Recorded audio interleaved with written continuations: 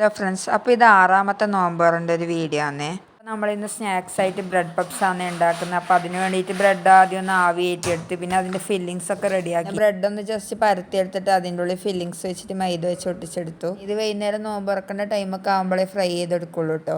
ഇന്നിവിടെ മീൻ കറിയാണ് ഉണ്ടാക്കുന്നത്. അതിന് വേണ്ടി ഉമ്മ മീനും മുളക് ഉപ്പൊക്കെ തേച്ച് വെച്ചിട്ടുണ്ട്. കുളിയും നിസ്കാരമൊക്കെ കഴിഞ്ഞ് ഒരു വൈകുന്നേരം ആകുമ്പോൾ അടുക്കളയൊക്കെ വന്ന് ഇന്ന് പുട്ടാണ് ഉണ്ടാക്കുന്നത്. പിന്നെ ഇവിടെ വലിയ ഫാൻസ് ഒന്നും ഇല്ല. പിന്നെ നോമ്പ് തുടങ്ങിയാൽ പത്തിൽ നിന്നൊന്നും മടുത്ത, അതുകൊണ്ട് ഇന്ന് പുട്ടാക്കാൻ പറഞ്ഞ് അതിനുവേണ്ടി കുറച്ച് തേങ്ങ ചിരണ്ടി എടുത്തിട്ടുണ്ട്. പിന്നെ നമ്മൾ നേരത്തെ റെഡിയാക്കി വെച്ച ബ്രെഡ് ഫ്രൈ ചെയ്തെടുക്കാൻ വേണ്ടി ആദ്യം തന്നെ മുട്ട പൊട്ടിച്ച് വയ്ക്കുന്നുണ്ട്.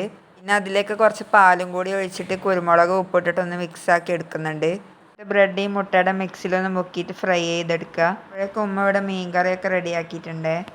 വേണോ അപ്പം വേണോ? അപ്പം അല്ല, ഐസ്ക്രീം വേണോന്ന് ചോദിച്ചാലും വേണ്ടാന്ന് പറയുന്ന നല്ല കുട്ടിയാണ് കേട്ടോ എൻ്റെ മോന്. കുറച്ച് ഫ്രൂട്ട്സ് ഒക്കെ കട്ട് ചെയ്യാനുണ്ടായിനി, അങ്ങനെ അതൊക്കെ ഒന്ന് കട്ട് ചെയ്തെടുക്കലാന്ന്. പിന്നെ നല്ല പഴുത്ത പഴം ഉണ്ടായിനി. ഇത് ഇനിയും വെച്ചാൽ കേടാവും, അതുകൊണ്ട് തന്നെ ഇങ്ങനെ തേങ്ങയൊക്കെ ഇട്ടിട്ടൊന്ന് വാട്ടിയെടുത്തു. നമുക്കിന്നിവിടെ ജ്യൂസ് സപ്പോർട്ട് കേട്ടോ, അതിൽ 2 ചെറിയ പഴമൊക്കെ ഇട്ടിട്ട് അടിച്ചെടുക്കുന്നുണ്ട്. പുട്ട് ഇവിടെ ആയിക്കൊണ്ടിരിക്കുന്നുണ്ട്. അപ്പോഴേക്കും നോമ്പുറക്കേണ്ട സമയം ഏകദേശം ആവാനായിനി. പിന്നെ ജ്യൂസും സ്നാക്സും ഫ്രൂട്ട്സും കാര്യങ്ങളൊക്കെ എടുത്തു വെക്കലാന്ന്. എടുത്തു വെച്ച് കഴിഞ്ഞിട്ട് പുറത്ത് വന്നിട്ട് ഇങ്ങനെ ഇരിക്കും കേട്ടോ.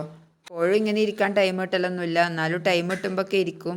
ബാങ്ക് കൊടുത്തു, അൽഹംദുലില്ലാ അങ്ങനെ നോമ്പ് തുറന്നു.